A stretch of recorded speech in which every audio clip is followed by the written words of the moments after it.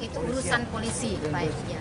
Tapi paling Ratusan massa yang terdiri dari kaum perempuan Jumat pagi mendatangi kantor Gubernur Sumsel. Kedatangan massa yang tergabung dalam Forum Muslimah Sumsel Bersatu ini menyampaikan aspirasi mereka terkait pembakaran bendera tauhid yang dilakukan oleh oknum Banser di Garut beberapa waktu lalu. Mereka meminta Gubernur Sumsel dapat menunjukkan sikapnya atas aksi pembakaran bendera tauhid tersebut dan tidak menghalangi jika ada masyarakat yang akan melakukan aksi damai untuk membela kalimat tauhid.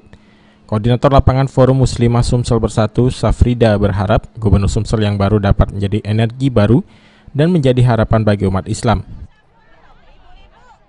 kita menyatakan kepada Gubernur agar menampakkan ketidakredoannya ya terhadap peristiwa ini. Dan kalau ada masyarakat Sumsel yang ingin membela kalimat tauhid ini, melakukan aksi dengan damai, dengan sesuai prosedur hukum, jangan dihalang-halang. Pernyataan sikap mereka diberikan kepada Kepala Biro Kesra Pemprov Sumsel, Belman Karmuda, dan massa akhirnya membubarkan diri.